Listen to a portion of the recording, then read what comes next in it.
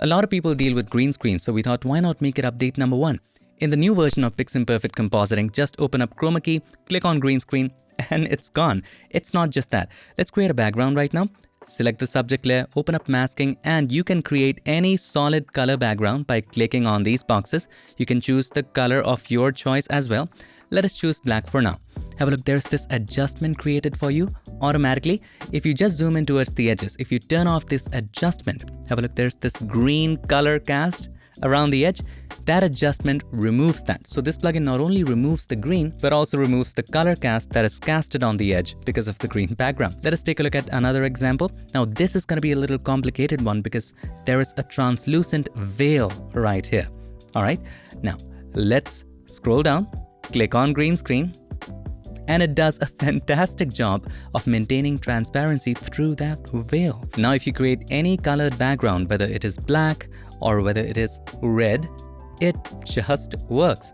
And if you zoom in, have a look at the greens it removed. So here's the before removing the color cast, and here is the after. It does it perfectly. By the way, some people also work with blue screen, so we also have a feature for that. So if you have a blue background that you want to remove, you can click on blue screen, and it also works in that as well. Before we get into the next updates, just a little bit of housekeeping. So how do you update the plugin? How do you download it? How do you install it? What is the free version? What do you get in the paid version? All of those details are linked up in the description. I've also made videos on how to install the plugin or updating the plugin, so you don't have to worry about any of that. Please check the link in description for videos or instructions on that. Speaking of free features, I highly recommend checking out our latest feature, that is high-res Generative Fill. When you use Generative Fill to expand your photos, the quality is not as good because it has a limitation to the resolution, right? So with high-res Generative Fill, it allows you to fill little boxes one at a time automatically with just one button. So you press that button, it starts to fill those gaps with small boxes.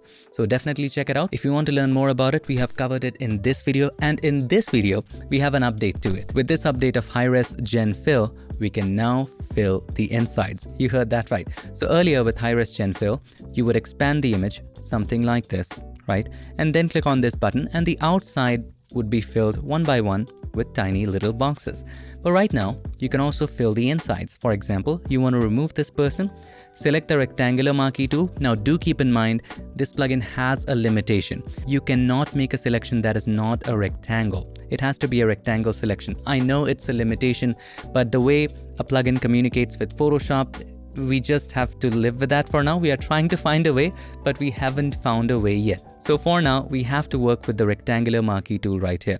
But before it, I recommend making a copy of the background layer by pressing Ctrl or Command J. Now let's make the background layer not visible. Now with this layer 1, you can make a rectangle selection. Let's say you want to remove this person and the shadow, of course.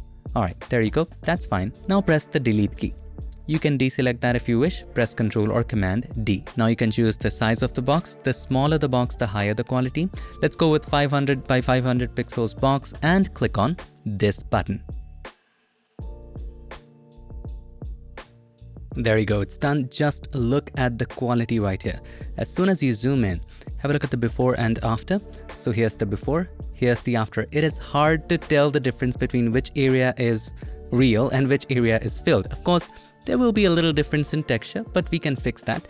Have a look right here as well. Here's the before, here's the after. I really could not tell. If you filled it at one go, there would be very visible difference in quality like we showed in this previous video. And if you open up this group, of course, you'll find it's made up of tiny, small boxes, each 500 by 500 pixels. We also have new updates to overlays. We have more overlays first of all, and secondly, they are cleaner and organized. So in the structures section, have a look. It only shows 4 right now. Earlier we had more. Actually, there are more, but they are categorized. So if you want smoke, you get smoke. Not saying that in the other sense, the literal sense. If you want soft flares, you have that. Everything is organized for sun rays, atmospheric spots. You have seamless patterns as well. So all of them organized, that's one. So if you want sun rays to blend this composite better, by the way, this is a composite. The tutorial to which is right here, which you can watch later. Let's blend it by clicking on this button. There you go. It blends. Now, once you're happy with any of these, I'm going to try a couple like this. Of course, I don't want this, but you can cycle through all of them. And once you're happy with something, you can press the check button right there. It's applied, it's done. Now, click on this, press Ctrl or Command T. You can adjust its position, move it around, stretch it. That's all up to you. Now, another thing you will notice when you first launch this plugin is that many of these won't be downloaded for you. Don't worry about that. First of all, let's delete this. Let's go to smoke right here. Of course, we wouldn't be adding smoke to any of this, but you would notice that some of the thumbnails have this download icon, which means that these overlays have not been downloaded yet to your local drive. All you have to do is to click on this.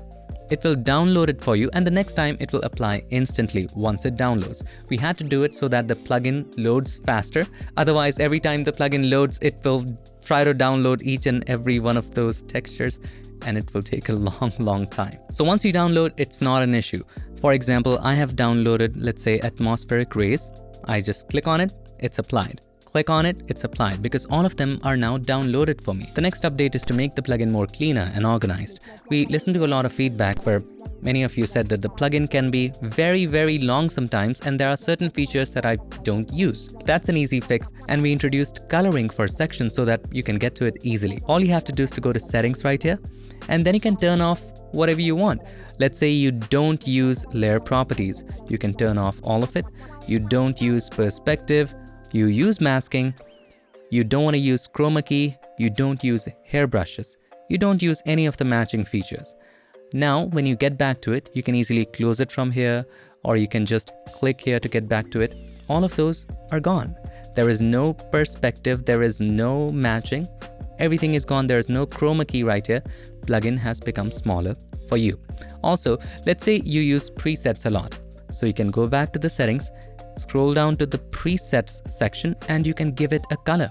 So click on this, and let's say I want to give it blue color. Now when you get back, by simply clicking on settings right here or clicking on close right here, have a look, presets has that blue color. So it's easy for you to locate. Now you can open this. By the way, if you want to load thumbnails of this image, click on create thumbnails, and it will show you how your image is going to look at a glance with different presets. Let's say you like this look.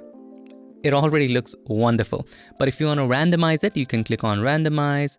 It will start to give you different looks similar to that. I liked this look already, so I'm going to click on this check button, and it's going to apply that as a series of adjustment layers that you can adjust to your liking. The next update is about advancement in selection technology and having the choice to choose what technology you want inside the plugin. Before we get to it, let us first understand that Photoshop has two technologies for select subject. So whenever you use select subject, let us choose the quick selection tool. At the top, you will see select subject. Now, if I click on select subject, it will process it on device, not on the cloud, right? The selection is pretty good, but it leaves out some areas.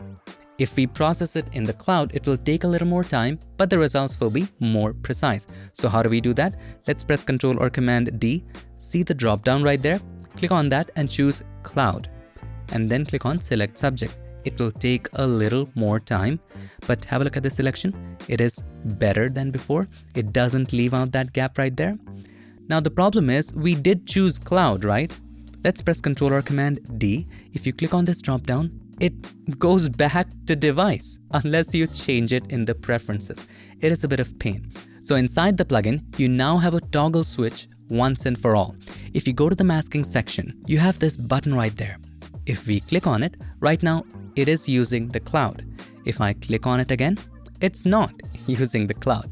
So let's activate this. And now when you use select subject or remove background, whatever you use, if it involves select subject technology, it will use the cloud version. So let's click on select subject. See, it's using the cloud version. Even if you choose remove background, see, it's using the cloud version again. Let's go back. And if we deactivate it, we click on select subject. It's using the device version. Press Ctrl or Command D. If we click on remove background, it's using the device version. You see that? So you have one toggle switch to choose once and for all whether you want to use the cloud version or the device version without having to tinker with the preferences. Besides all of these updates, we have a couple of bug fixes, which thanks to you, thank you for reporting, and you'll find a list of that in the description. So that's all for the new changes in PiXimperfect Compositing plugin. By the way, if you still don't have the plugin, I highly recommend just checking out the free version, and we are very proud of high-res Gen Fill feature. So check that out. Use that to use Generative Fill for high-resolution generations. And if you want to learn more about it, we already have made this video, which you can check out next. Thank you so much for watching. I'll see you in my next one. Till then, stay tuned and make sure that you keep creating.